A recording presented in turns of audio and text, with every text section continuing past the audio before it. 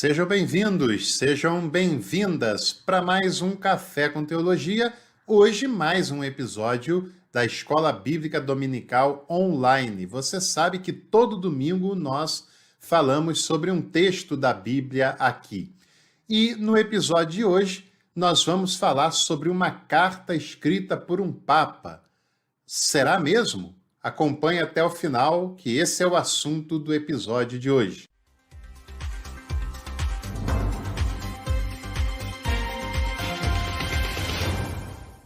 Bom, eu também quero fazer para você um convite muito especial.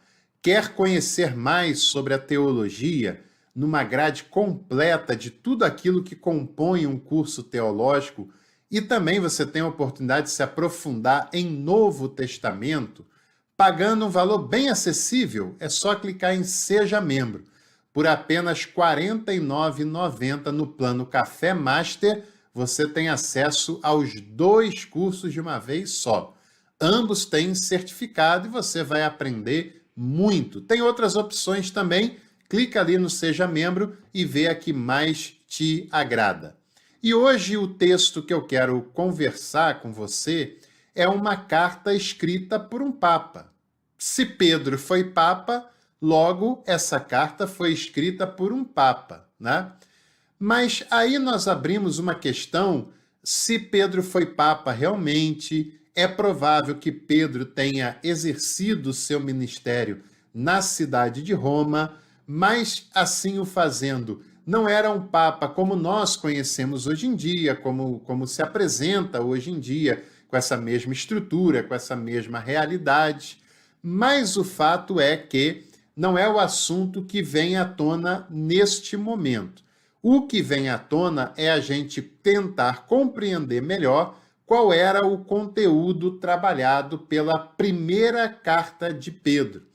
Por exemplo, foi Pedro mesmo quem escreveu essa carta? Foi o apóstolo Pedro quem escreveu essa carta? É pouco provável que tenha sido. Na verdade, a teologia bíblica descarta a possibilidade de Pedro ter sido o escritor da primeira carta de Pedro, por 2 motivos básicos, né? O primeiro é que Pedro deve ter morrido entre o ano 64 a 66, 68 no máximo, e a carta foi escrita a partir dos anos 70. É possível, é muito provável, por sinal, que o autor tinha uma noção da queda de Jerusalém no ano 70. Essa carta, segundo os estudiosos, foi escrita entre 70 e 90 do primeiro século, quando Pedro já não era mais vivo. E essa carta ela é atribuída ao Corpus Petrino, como tem com Paulo, como tem com João, como era relativamente comum acontecer naquela época, né? Uma pessoa usava um pseudônimo, e esse pseudônimo era sempre de uma referência, como Paulo, como Pedro, porque dava um peso muito maior para o seu texto, para o seu escrito. Consequentemente, isso era mais bem recebido pelas comunidades, mas não era dele propriamente dito, mas de alguém que era familiarizado com o pensamento petrino, provavelmente que o conheceu, provavelmente que foi seu discípulo, e essa pessoa escreve assinando como o apóstolo Pedro, e é um pseudônimo, evidentemente, né? Mas é um texto também muito bonito, embora resumido com apenas 5 capítulos, mas com uma profundidade pastoral extremamente relevante, porque essa carta propõe uma reflexão sobre a essência do cristianismo, sobre o que é de fato ser um cristão, e faz uma exortação para os seus leitores da necessidade que eles têm de testemunhar a sua fé. E testemunhar a sua fé, testemunho vem de martiria, né?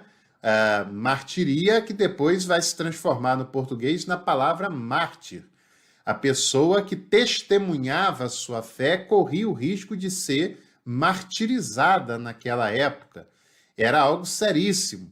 Testemunhar a fé não era ficar falando inconvenientemente no ouvido das pessoas, não era ficar fazendo eventos para atrair público para a igreja, até porque nem tinha esse modelo de igreja, não era ficar convidando a pessoa enfadonhamente para ir num culto, nada disso.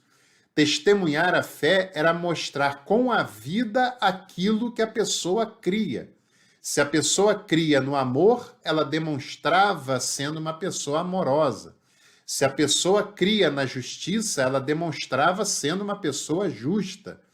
Se a pessoa cria na misericórdia, ela demonstrava sendo uma pessoa misericordiosa, perdoadora.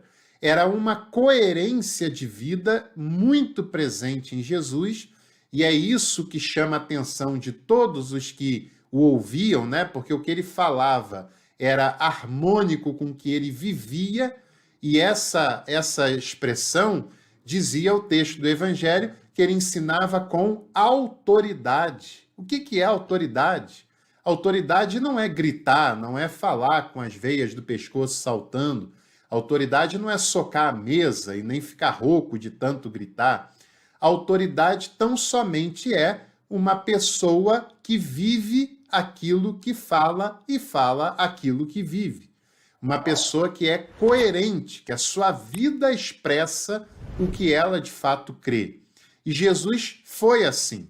E ele ensinou que nós sejamos assim, que nós sejamos autênticos, que nós devemos ouvir e praticar as suas palavras, conhecimento teórico que se aplica na prática.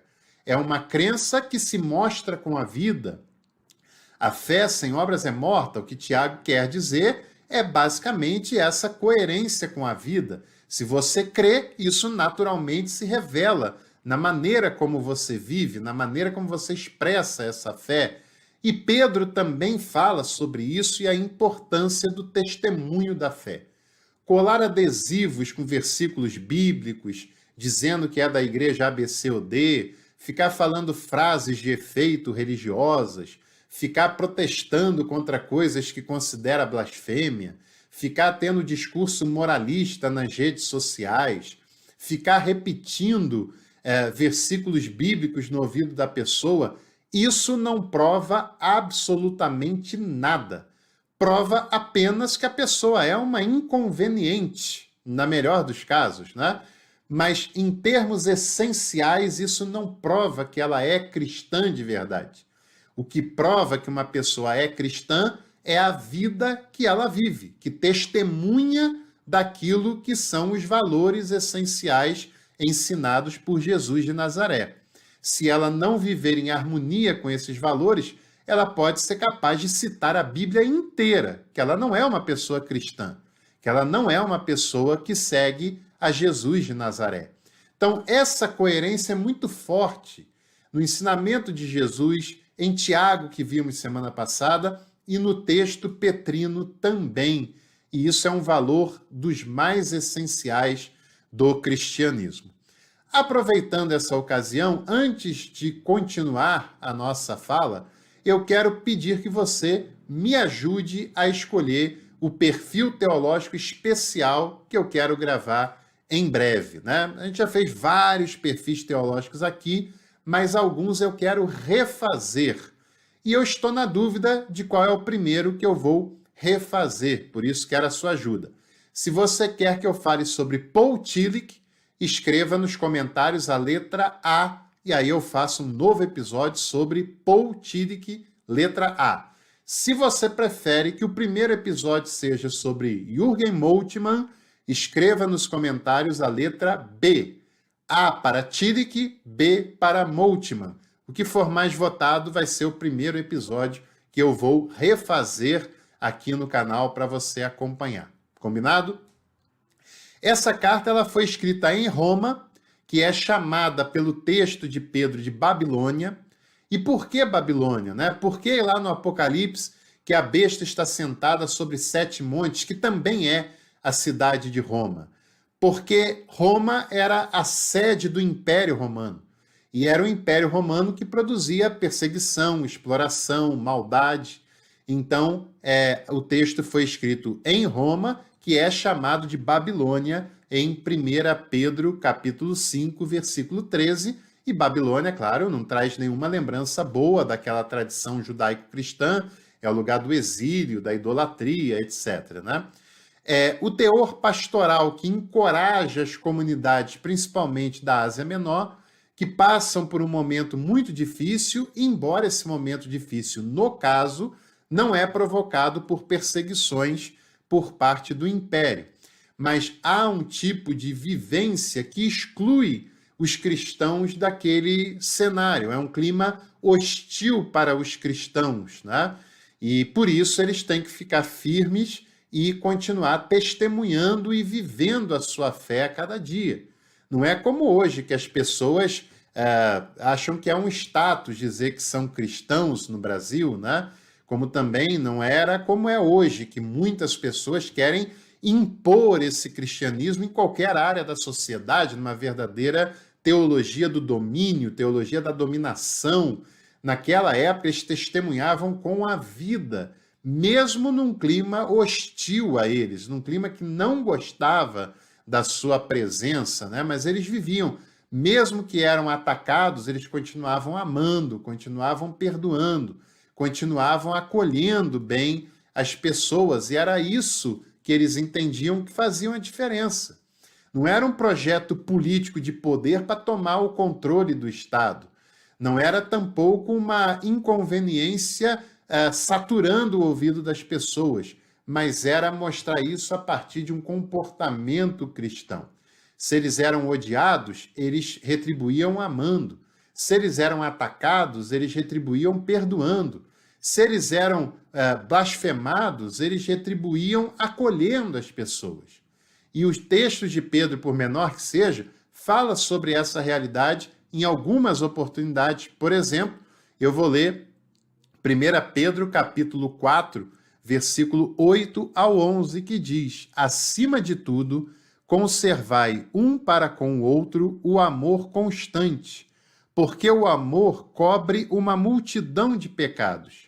Sede hospitaleiros uns com os outros sem murmuração, cada um conforme os dons que recebeu, colocando-se a serviço uns dos outros, como bons administradores da múltipla graça de Deus. Se alguém fala, fale como se fossem palavras de Deus. Se alguém serve, sirva com a força que Deus proporciona, para que em tudo Deus seja glorificado por intermédio de Jesus Cristo, a quem pertencem a glória e o poder pelos séculos dos séculos. Amém. Então veja, mesmo num clima hostil, o estímulo para aquela comunidade continuem servindo, amando, acolhendo, perdoando, porque fazendo dessa maneira, vocês estão glorificando o nome de Deus na pessoa de Jesus. Nada de pensamento de vingança, nada de pensamento de condenação, mas é expressando o amor que nós testemunhamos a fé na pessoa de Jesus. Esse é o grande ensinamento da primeira carta de Pedro. Que se você gostou, não se esqueça de deixar a sua curtida, de se inscrever no canal, e eu tenho certeza que vale a pena você compartilhar esse conteúdo nos seus grupos, nas suas redes sociais, para que mais pessoas tenham acesso ao conteúdo que você acabou de ouvir aqui no Café com Teologia. Um bom domingo para você e para sua família. À noite teremos devocional e eu te espero por aqui em mais um episódio. Até lá!